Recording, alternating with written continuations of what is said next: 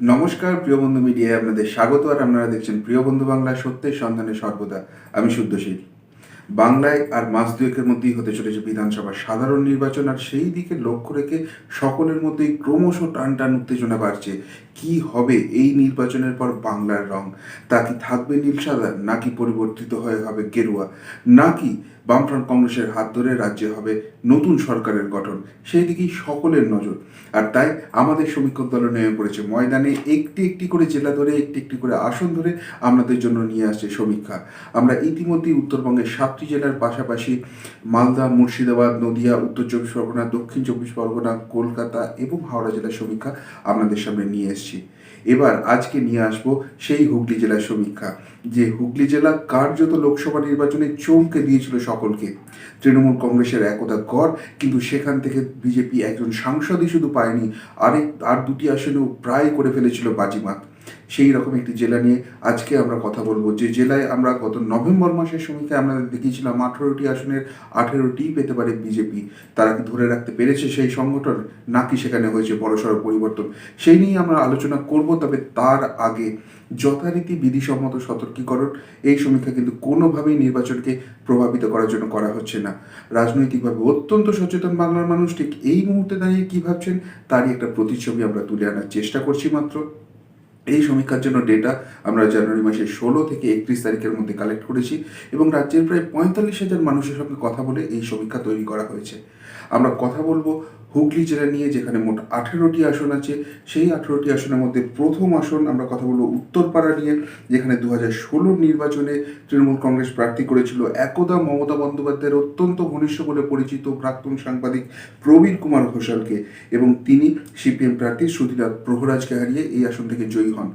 প্রসঙ্গত 2016 নির্বাচনে এখানে কিন্তু তৃণমূল কংগ্রেস প্রার্থী বদল করে। তার আগে 2011 নির্বাচনে এখান থেকে অনুপ ঘোষালকে প্রার্থী করেছিলেন মমতা বন্দ্যোপাধ্যায়, বিখ্যাত সঙ্গীত শিল্পী, কিন্তু তার জায়গায় প্রবীর ঘোষালকে নিয়ে আসেন। কিন্তু প্রবীরবাবু দীর্ঘদিন ধরেই দলের বিরুদ্ধে সরব হচ্ছিলেন, এবং বর্তমানে কিন্তু তিনি দল পরিবর্তন করে গেরুয়া শিবিরে নাম লিখিয়েছেন। যাই হোক, 2016 নির্বাচনে এখান থেকে তৃণমূল কংগ্রেস পেয়েছিল 44.89%, বিজেপি জুড়ে গিয়েছিল 12.52%, বামফ্রন্ট কংগ্রেস জোট এখান থেকে পেয়েছিল 38.55%, অন্যান্যদের জুড়িতে গিয়েছিল 1.69%, এবং নোটায় গিয়েছিল 2.35%। 2019-এর লোকসভা নির্বাচন, সেখানে তৃণমূল কংগ্রেস পেল 39.25%, বিজেপি ঝুলিতে গেল 37.43%, বামেরা এখান থেকে পেল 17.80%, কংগ্রেসের ঝুলিতে গেল 2.39%, অন্যান্যরা পেল 1.21%, এবং নোটায় গেল 1.92%। গত নভেম্বর মাসে আমরা যে সমীক্ষা করেছিলাম, সেই সমীক্ষা অনুযায়ী এখান থেকে তৃণমূল কংগ্রেস পেতে পারত 34%, বিজেপি 41%, বামফ্রন্ট কংগ্রেস জোট 22%, অন্যান্য 1%, এবং নোটাই যেতে পারত 2%। এরপরে প্রবীরবাবু দল বদল করেছেন। বর্তমান পরিস্থিতিতে দাঁড়িয়ে আমাদের বর্তমান সমীক্ষা ইঙ্গিত দিচ্ছে এখান থেকে তৃণমূল কংগ্রেস পেতে পারে 30%, বিজেপি 46%, বামফ্রন্ট কংগ্রেস জোট 20%, অন্যান্য 2%, এবং নোটাই যেতে পারে 2%। অর্থাৎ দল বদলের পজিটিভ এফেক্ট কিন্তু বিজেপির পক্ষেই যাচ্ছে, এবং এই আসন থেকে ফুটতে পারে পদ্ম বলে আমাদের সমীক্ষক দল ইঙ্গিত তুলে আনছেন। এরপর আমরা কথা বলবো শ্রীরামপুর আসন নিয়ে, যেখান থেকে 2016 নির্বাচনে তৃণমূল কংগ্রেস প্রার্থী করে ডক্টর সুদীপ্ত রায়কে, এবং তিনি কংগ্রেসের শুভঙ্কর সরকারকে হারিয়ে জয়ী হন এই আসন থেকে। 2016 নির্বাচনে এখান থেকে তৃণমূল কংগ্রেস পেয়েছিল 43.78%, বিজেপি ঝুলিতে গিয়েছিল 14.05%, বামফ্রন্ট কংগ্রেস জোট এখান থেকে পেয়েছিল 38%, অন্যান্য 2.45%, এবং নোটায় গিয়েছিল 1.73%।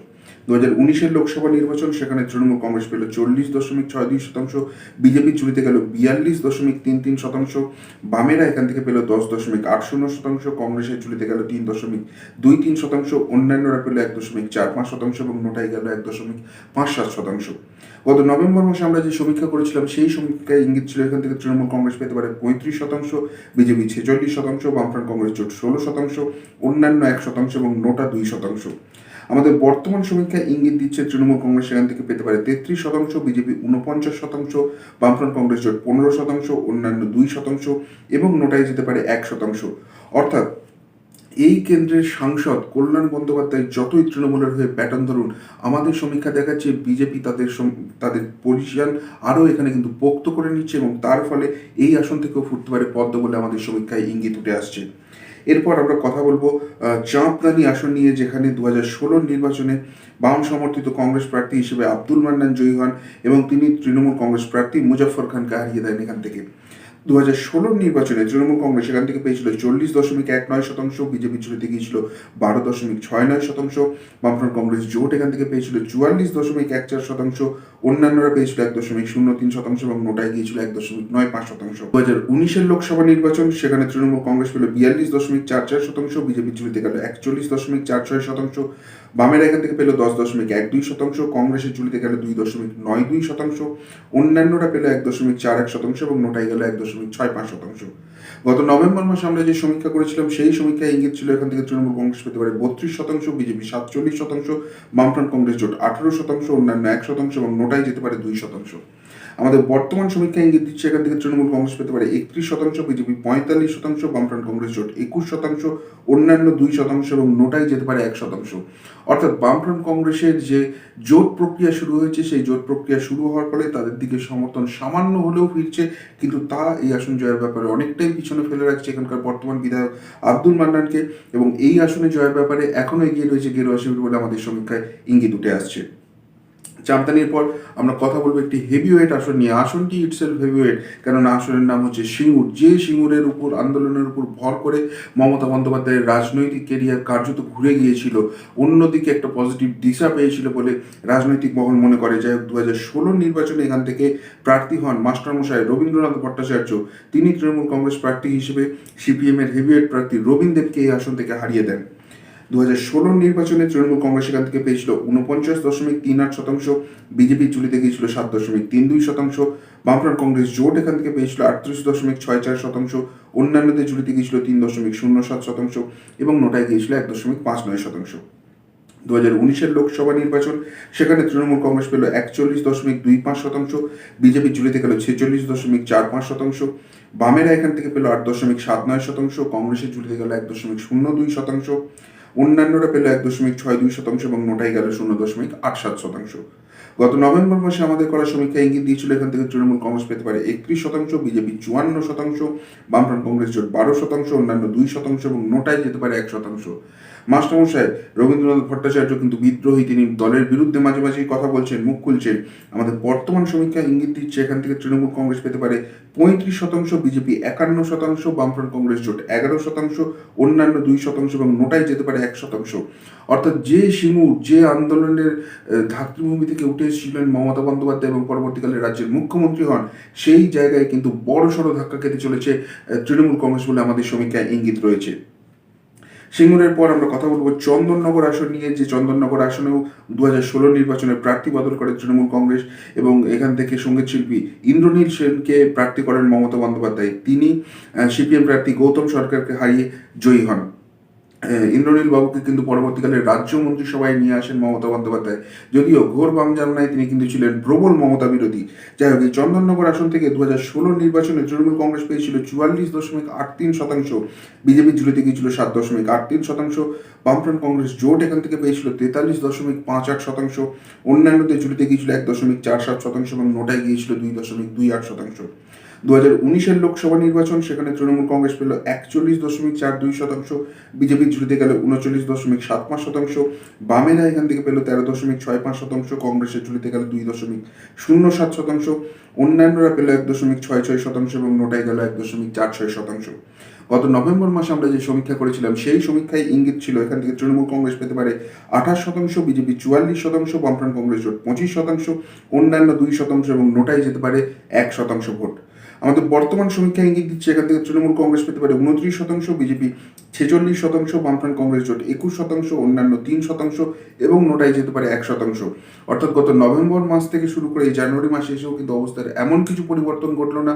তার ফলে আমাদের সমীক্ষক দল যা ইঙ্গিত দিচ্ছে সেখানে কিন্তু হেরে যেতে পারেন রাজ্যের হেভিওয়েট মন্ত্রী ইন্দ্রনীল সেন, এখান থেকে ফুটতে পারে পদ্ম বলে আমাদের সমীক্ষায় ইঙ্গিত। এরপর আমরা কথা বলবো চুঁচুড়া আসনটি নিয়ে, যেখান থেকে 2016 নির্বাচনে তৃণমূল কংগ্রেস প্রার্থী হিসেবে অসিত মজুমদার হারিয়ে দেন ফরওয়ার্ড ব্লক প্রার্থী প্রণব ঘোষকে। 2016 নির্বাচনে এখান থেকে তৃণমূল কংগ্রেস পেয়েছিল 49.06%, বিজেপি ঝুলিতে গিয়েছিল 10.40%, বামফ্রন্ট কংগ্রেস জোট এখান থেকে পেয়েছিল 36.77%, অন্যান্যদের ঝুলিতে গিয়েছিল 1.45% এবং নোটায় গিয়েছিল 2.32%। 2019-এর লোকসভা নির্বাচন, সেখানে তৃণমূল কংগ্রেস পেল 38.69%, বিজেপি ঝুলিতে গেল 47.20%, বামফ্রন্ট এখান থেকে পেল 9.23%, কংগ্রেসের ঝুলিতে গেল 1.91%, অন্যান্যরা 1.79% এবং নোটায় গেল 1.18%।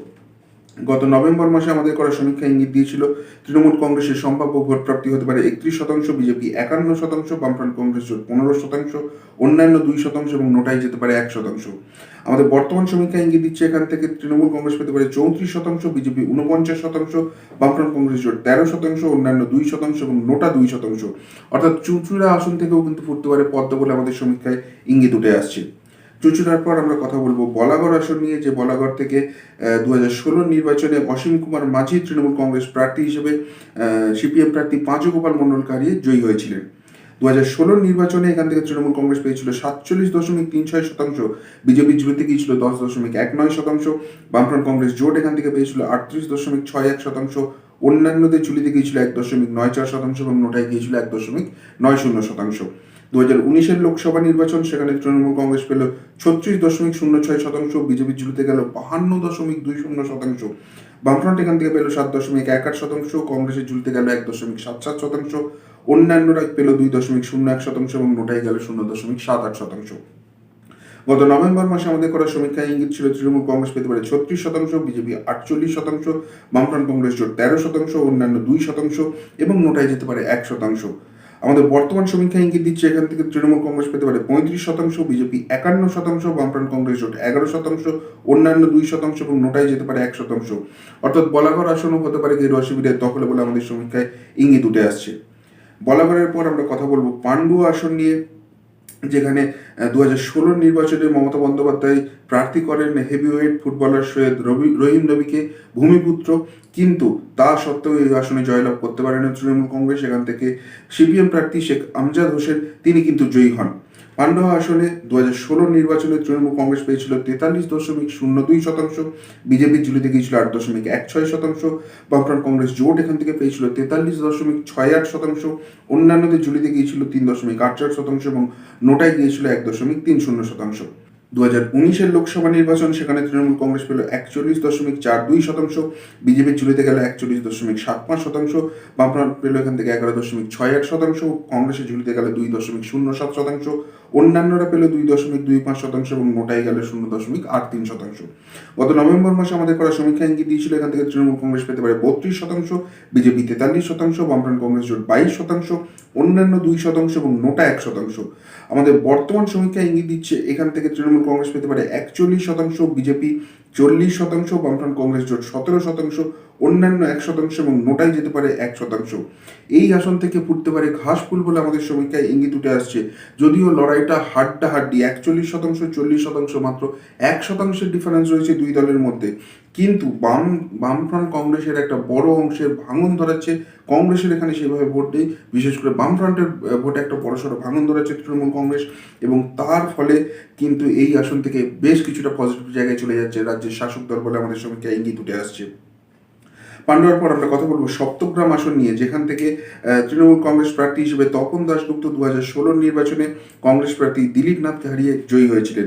সপ্তগ্রাম থেকে 2016 নির্বাচনে তৃণমূল কংগ্রেস পেয়েছিল 48.93%, বিজেপি ঝুলিতে গিয়েছিল 9.15%, বামফ্রন্ট কংগ্রেস জোট এখান থেকে পেয়েছিল 38.63%, অন্যান্যরা 1.69% এবং নোটায় গিয়েছিল 1.61%।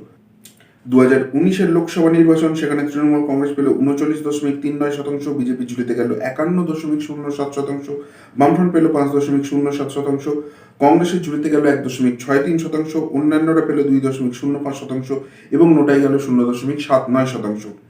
গত নভেম্বর মাসে আমরা যে সমীক্ষা করেছিলাম সেই সমীক্ষা ইঙ্গিত ছিল তৃণমূল কংগ্রেস এখান থেকে পেতে পারে 39%, বিজেপি ঝুলিতে যেতে পারে 49%, বামফ্রন্ট কংগ্রেস জোট পেতে পারে 9%, অন্যান্য 2% এবং নোটায় যেতে পারে 1%। আমাদের বর্তমান সমীক্ষা ইঙ্গিত দিচ্ছে এখান থেকে তৃণমূল কংগ্রেসের সম্ভাব্য প্রাপ্তি হতে পারে 36%, বিজেপি 51%, বামফ্রন্ট কংগ্রেস জোট 8%, অন্যান্য 4% এবং নোটায় যেতে পারে 1%। অর্থাৎ এই আসনে কিন্তু নিজেদের জায়গা আরও বেশি দৃঢ় করে নিচ্ছে গেরুয়া শিবির, এবং তার ফলে শেষ আসে আসতে পারে তারাই বলে আমাদের সমীক্ষায় ইঙ্গিত উঠে আসছে। আমরা হুগলি জেলার 18টি আসনের সমীক্ষা দেখাবো, 9টি আসনের সমীক্ষা আপনাদের দেখালাম, আরও 9টি আসনের সমীক্ষা দেখানো বাকি। তবে তার আগে আপনাদের জন্য একটি বিশেষ ঘোষণা আমাদের তরফ থেকে, একটি নয় দুটি ঘোষণা করব আমরা। সেটা হচ্ছে, আপনারা আমাদের অনেকেই বলছেন যে আমাদের ফেসবুক পেজটি সেভাবে অ্যাক্টিভ নয়। এর মেন কারণ হচ্ছে, যতবারই আমাদের অফিসিয়াল পেজটিকে আমরা অ্যাক্টিভ করে আরও বেশি এখানে কার্যকলাপ করতে গেছি, এখানে বারবার বোধহয় রিপোর্টিং হয়েছে এবং আমাদের বহু অ্যাক্সেস কেড়ে নেওয়া হয়েছে, আমরা সেই পেজটি করতে পারিনি। তার ফলে আমরা একটি নতুন পেজ করছি, পলিটিক্যাল ইনসাইট ইন্ডিয়া। এই পেজটি আপনারা ফলো করুন, এর লিঙ্ক আমরা আমাদের ডেসক্রিপশন বক্সে দিয়ে দিয়েছি। এখানেই আমরা আমাদের সমস্ত রকমের ভিডিও এবং পলিটিক্যাল অ্যানালিসিস, বিশেষ করে পশ্চিমবঙ্গের যে নির্বাচন হতে চলেছে সেই নির্বাচনের প্রতিটি আসনের আরও খুঁটিনাটি আমরা এখানে শেয়ার করব। এবং আপনারা এই পেজটিকে ফলো করুন, লাইক করুন এবং আরও মানুষের কাছে পৌঁছে দেওয়ার জন্য এটাকে অবশ্যই করে শেয়ার করুন। এটা গেল 1 নম্বর। দ্বিতীয় যে জিনিসটি আমরা করতে চলেছি তা হচ্ছে, আজ বিকেল থেকে আমরা প্রত্যেকেই চাইছিলেন যে আমরা দিনে 2টো করে এপিসোড করি। আমরা সকালের ঠিক 9টার সময় যেরকম ওপিনিয়ন পোল দিচ্ছি ঠিক সেই ওপিনিয়ন পোল দেবো, কিন্তু বিকেল 5টার সময় আমরা নিয়ে আসবো পলিটিক্যাল অ্যানালিসিস। আমরা বিভিন্ন পয়েন্ট নিয়ে আলোচনা করব যা এবারের নির্বাচনে বড়সড় ফ্যাক্টর হতে চলেছে। আমরা আজকে আলোচনা করব বামেদের ভোট কোন পথে, সেই বিষয়টি নিয়ে আমরা আলোচনা করব। এবং আগামীকাল থেকে আমরা যেটা করতে চলেছি, আপনারা আমাদের টপিক বেছে দেবেন, আমরা সেই টপিকগুলো চুজ করে নিয়ে সেইটা নিয়ে বিস্তারিত আলোচনা করব। আপনাদের জন্য এই স্পেশাল এপিসোডটি করব। সুতরাং বিকেল 5টায় আসছে আজকে স্পেশাল পলিটিক্যাল অ্যানালিসিস, দেখতে ভুলবেন না এবং অবশ্যই অন্য মানুষের কাছে পৌঁছে দেওয়ার জন্য সেটি শেয়ার করতেও ভুলবেন না।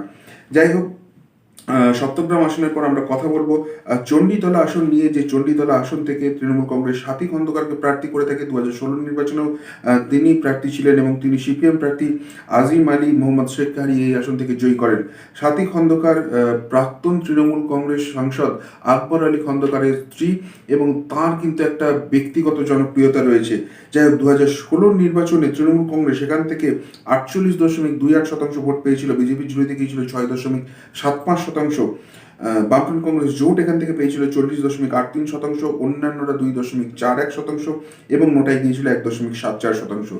2019-এর লোকসভা নির্বাচন, সেখানে তৃণমূল কংগ্রেস পেল 45.26%, বিজেপির ঝুলিতে গেলে 36.41%, বামেরা এখান থেকে পেল 12.79%, কংগ্রেসের ঝুলিতে গেল 2.67%, অন্যান্যরা 1.45% এবং নোটাই গেল 1.43%।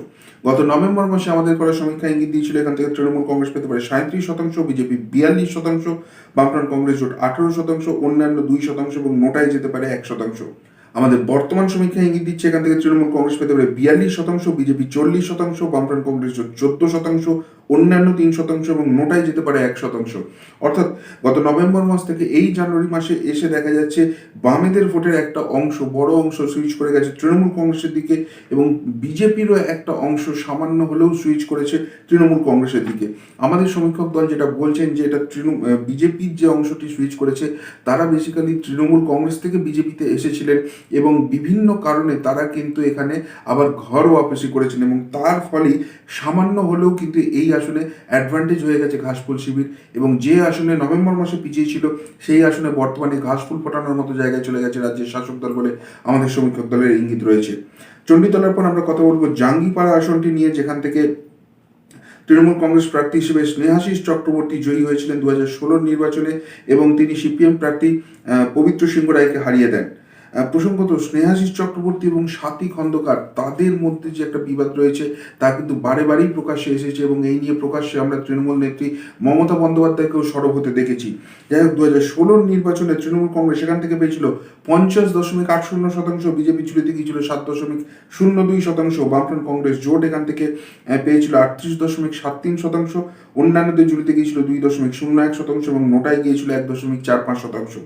2019-এর লোকসভা নির্বাচন, সেখানে তৃণমূল কংগ্রেস পেল 47.31%, বিজেপি 41.30%, বামেরা এখান থেকে পেল 7.20%, কংগ্রেসের ঝুলিতে গেল 1.19%, অন্যান্যরা পেল 1.62% এবং নোটাই গেল 1.39%।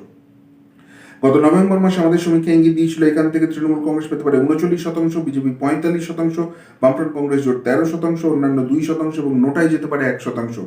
আমাদের বর্তমান সমীক্ষা ইঙ্গিত দিচ্ছে এখান থেকে তৃণমূল কংগ্রেস পেতে পারে 45%, বিজেপি 44%, বামফ্রন্ট কংগ্রেস জোট 9%, অন্যান্য 1% এবং নোটাই যেতে পারে 1%।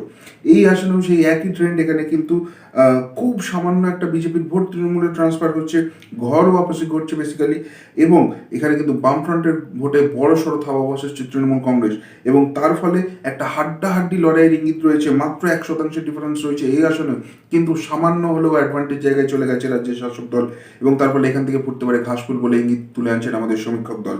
জাঙ্গিপাড়ার পর আমরা কথা বলবো হরিপাল আসন নিয়ে, যেখান থেকে 2016 নির্বাচনে তৃণমূল কংগ্রেসের হয়ে প্রার্থী হয়েছিলেন রাজ্যের প্রাক্তন মন্ত্রী বেচারাম মান্না, এবং তিনি সিপিআইএম প্রার্থী যোগী আনন্দ মিশ্রকে হারিয়ে দেন এই আসন থেকে।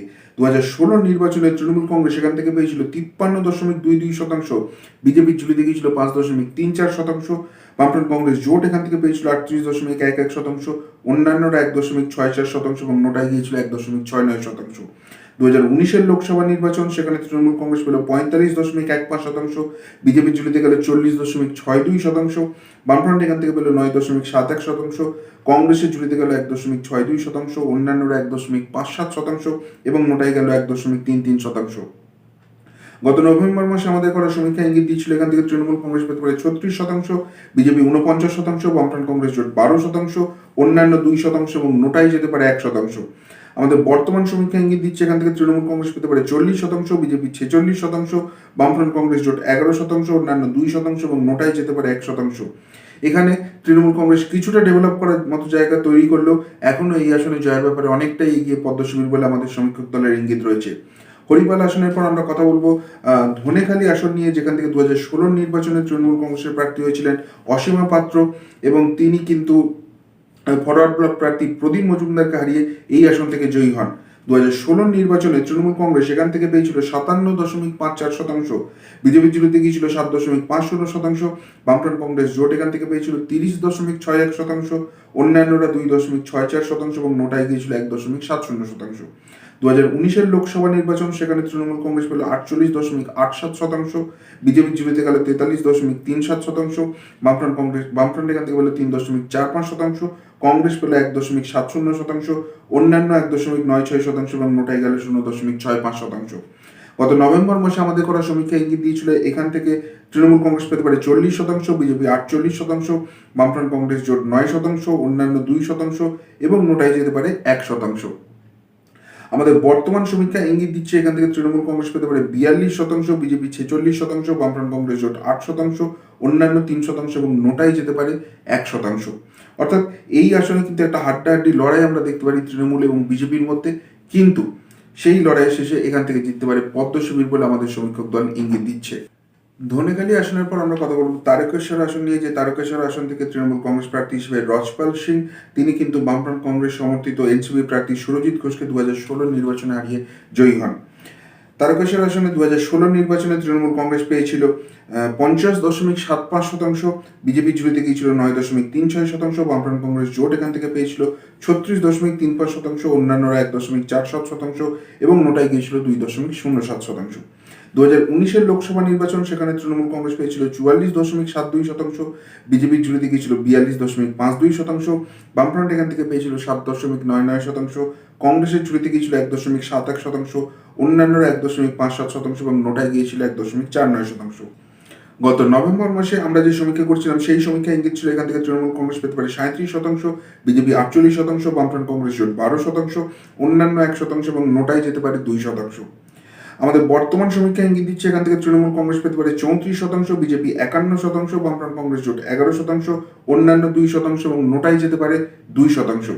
অর্থাৎ এই আসনে কিন্তু নিজেদের অবস্থান আরও স্পষ্ট, আরও দৃঢ় করে নিচ্ছে গেরুয়া শিবির, এবং তার ফলে এখান থেকে ফুটতে পারে পদ্ম বলে আমাদের সমীক্ষক দল ইঙ্গিত দিচ্ছে।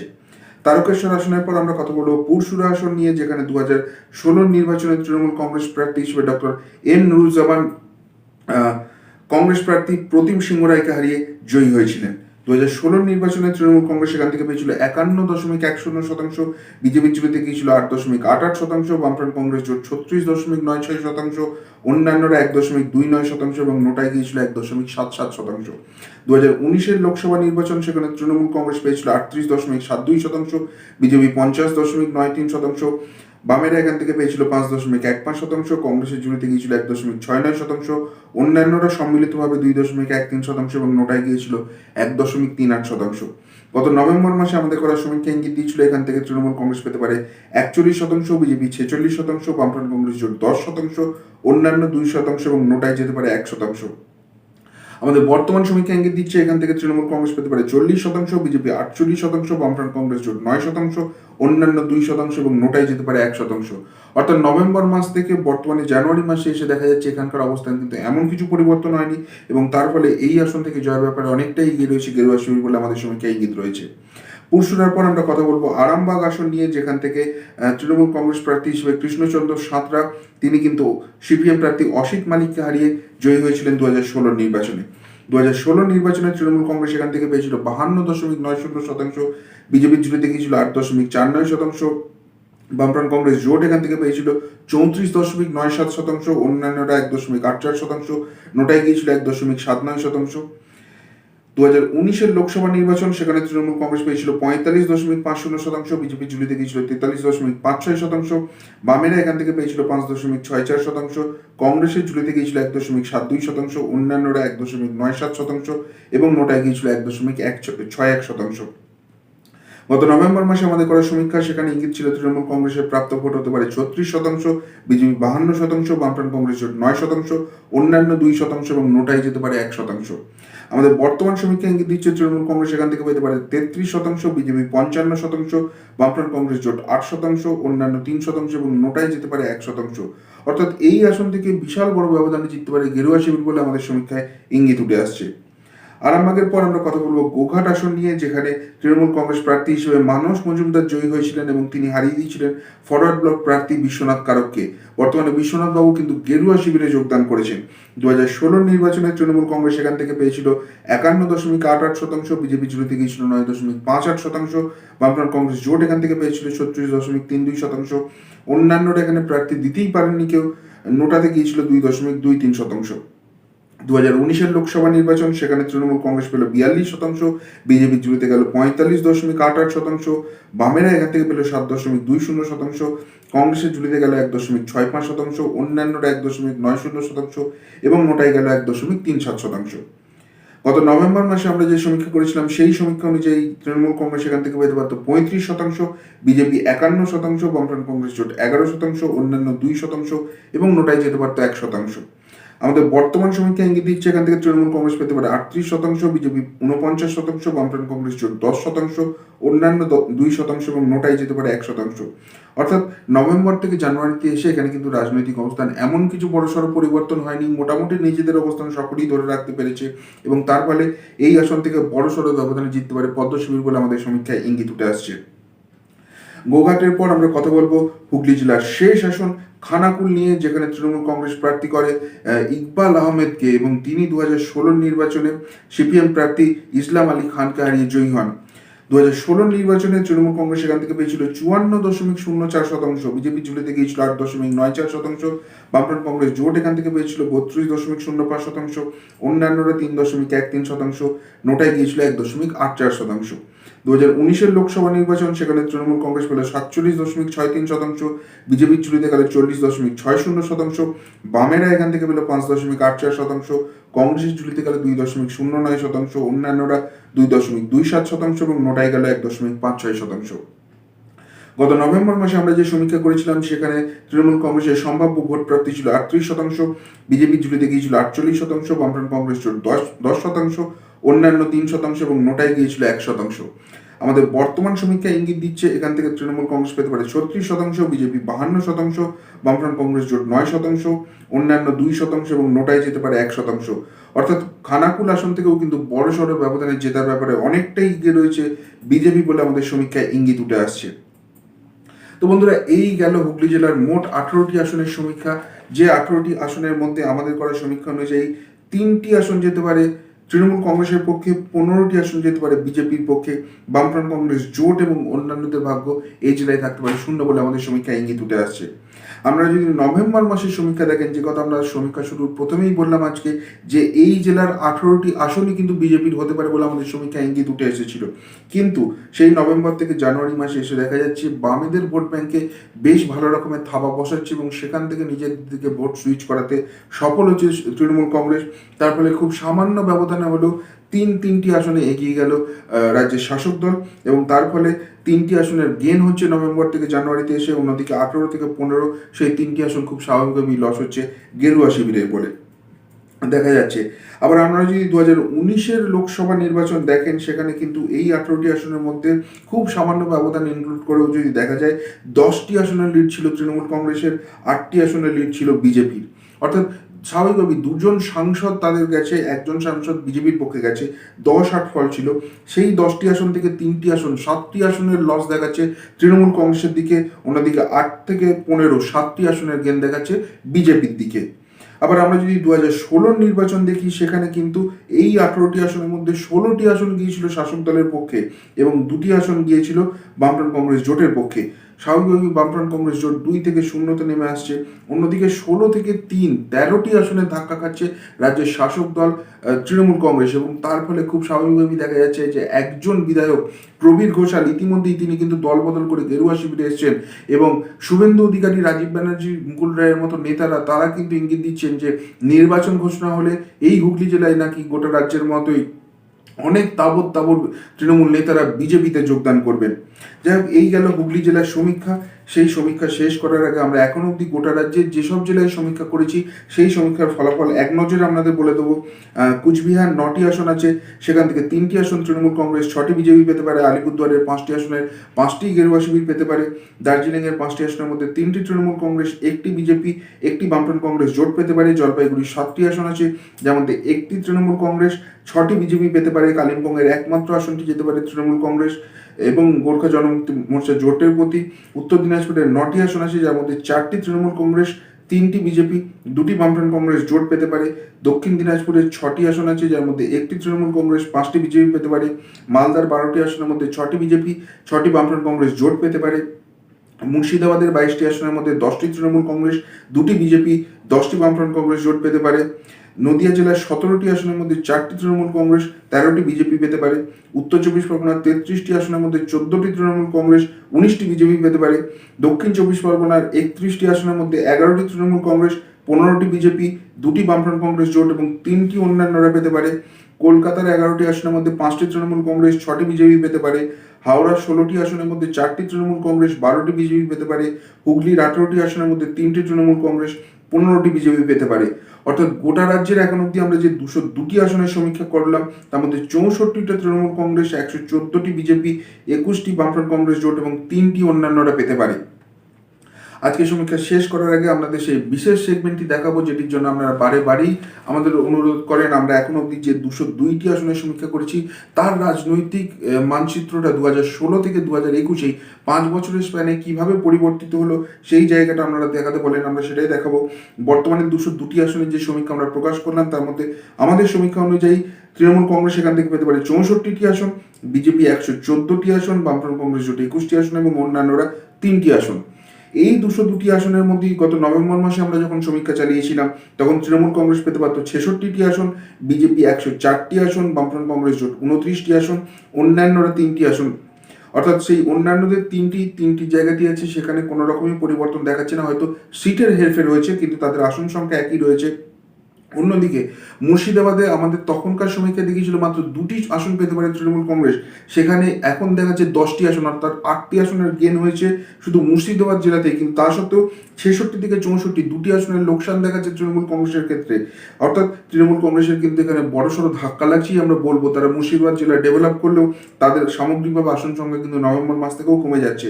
অন্যদিকে নভেম্বরের 104-এর জায়গায় 114টি আসন, যেখানে হুগলি জেলার যেটা আমরা ক্লিন সুইপ দেখাচ্ছিলাম, সেখান থেকে 3টি আসনের লোকসান দেখাচ্ছে বিজেপি। তা সত্ত্বেও কিন্তু 10টি আসনের গেন দেখাচ্ছে এই 3 মাসের ব্যবধানের মধ্যেই।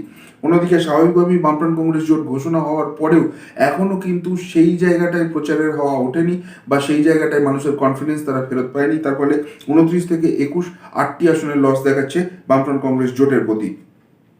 আমরা যদি 2019 সালের নির্বাচনের সঙ্গে তুলনা করেন এই 202টি লোকসভা বিধানসভা আসনের ক্ষেত্রে তৃণমূল কংগ্রেস 2019-এর লোকসভা নির্বাচনের পরিপ্রেক্ষিতে গিয়েছিল 116টি আসনে, বিজেপি 72টি আসনে, বামফ্রন্ট কংগ্রেস জোট 14টি আসনে। অন্যান্যদের এগিয়ে থাকার জায়গা ছিল না, কেননা গোর্খা জনমুক্তি মোর্চা হয় তৃণমূল কংগ্রেস এবং একটি অংশ বিজেপির হয়ে লড়েছিল, অন্যদিকে মিম এবং আইএসএফের তখন অস্তিত্বই ছিল না। যাই হোক, সেই 116 আসন থেকে 64টি আসন তৃণমূল কংগ্রেস কিন্তু বড়সড় ধাক্কা খেলো এই অঞ্চলে। অন্যদিকে বিজেপি কিন্তু 72 থেকে 114, তারা কিন্তু অনেকটা নিজেদের জায়গা পোক্ত করে নিল, অনেকটা বেটার জায়গায় চলে গেল। বামফ্রন্ট কংগ্রেস জোট 14 থেকে 21 তাদেরও একটা বৃদ্ধি দেখাচ্ছে, কিন্তু সেটা এমন কিছু বড় ব্যাপার নয়, 7টি আসনের মাত্র গেন দেখাচ্ছে। এদিকে যদি আমরা 2016 নির্বাচনের দিকে তাকাই, তাহলে তৃণমূল কংগ্রেস পেয়েছিল 139টি আসন, অন্যান্য অর্থাৎ গোর্খা জনমুক্তি মোর্চা পেয়েছিল 3টি আসন, যারা পরবর্তীকালে তৃণমূলকে সমর্থন করে, অর্থাৎ 142টি আসন কার্যত তৃণমূল কংগ্রেসের দখলে ছিল এই 202টি আসনের মধ্যে। প্রায় তারা সংখ্যাগরিষ্ঠতার দিকে চলে গিয়েছিল এই 202 আসনের মধ্যে। বিজেপির দখলে ছিল মাত্র 2টি আসন, অন্যদিকে বামফ্রন্ট কংগ্রেস জোট পেয়েছিল 58টি আসন। তাহলে সেই 142 থেকে 64 বড়সড় ভরাডুবি বলা যেতে পারে, তৃণমূল কংগ্রেসের ভোট ব্যাংকে একটা বড়সড় ধস দেখাচ্ছে। অন্যদিকে 2 থেকে 114, মানে অকল্পনীয় একটা পরিবর্তন বা রকেটের গতিতে উত্থান ঘটছে গেরুয়ার শিবিরের, এবং স্বাভাবিকভাবেই নিজেদের বিরোধী পরিসরের জায়গাটা কিন্তু হারাচ্ছে ক্রমশ বামফ্রন্ট কংগ্রেস। 58 থেকে 21-এ তারা নেমে আসছে। তো এই ছিল আমাদের 2016 থেকে 2021-এর এই 202টি আসনের উপর করা রাজনৈতিক রোডম্যাপ। কেমন লাগছে আমাদের সমীক্ষা অবশ্যই করে জানাবেন, এবং আমরা এই জেলায় কি ফলাফল হতে পারে, কোন আসনে কি ফলাফল হতে পারে, যেরকম অন্যান্য জেলাতেও আপনারা জানাচ্ছেন, তা কিন্তু আমাদের কমেন্ট করে জানাবেন। এবং যদি আমাদের সমীক্ষা ভালো লাগে অবশ্যই করে লাইক করবেন, আর আপনার প্রিয়জন, পরিজন বা বন্ধু বান্ধবদের কাছে পৌঁছে দেওয়ার জন্য শেয়ার করতে ভুলবেন না। যারা এখনও সাবস্ক্রাইব করেননি বা প্রথমবারের জন্য আমাদের চ্যানেলটি দেখছেন, অবশ্যই করে সাবস্ক্রাইব করুন, কেননা নির্বাচন কার্যত দুয়ারে কড়া নাড়ছে এবং আমরা এই ধরনের বিভিন্ন অ্যানালিসিস, বিভিন্ন সমীক্ষা আমাদের জন্য নিয়ে আসবো। আজকে বিকেলে 5টার সময় নিয়ে আসছি রাজনৈতিক অ্যানালিসিস, এবং সেখানে আমরা আলোচনা করব যে লোকসভা নির্বাচন থেকে যে কথা হচ্ছে বামেদের ভোট রামে, সেই বামেদের ভোট এবার কোন পথে হাঁটবে, কিভাবে রাজ্য রাজনীতিতে ডিসাইডিং ফ্যাক্টর হয়ে উঠবে, তা নিয়ে আমরা বিস্তারিত খুঁটিনাটি আলোচনা করব। এই ধরনের আলোচনা যদি জানতে চান অবশ্যই আমাদের চ্যানেলটি সাবস্ক্রাইব করতে হবে আমাদের। এবং সব থেকে বড় কথা যেটা হচ্ছে সেটা হচ্ছে আপনারাই কিন্তু পারেন আমাদের এগিয়ে নিয়ে যেতে, আমাদের পাশে থাকতে। সুতরাং আমাদের এই ভিডিওগুলো বেশি বেশি করে মানুষের কাছে পৌঁছে দিন, শেয়ার করুন, এবং গতকাল থেকে আপনারা যেভাবে আমাদের এই জিনিসটি করছেন, আমাদের এগিয়ে যেতে উৎসাহিত করছেন। আমরা যখনই বললাম এই পলিটিক্যাল অ্যানালিসিস বিভাগটি ইন্ট্রোডিউস করব, যে বিপুল পরিমাণ সাড়া পাচ্ছি, তাতে আমরা সত্যিই অভিভূত। এইভাবেই পাশে থাকুন, সাথে থাকুন, ভালো থাকুন। দেখা হচ্ছে বিকেল 5টার সময়। নমস্কার।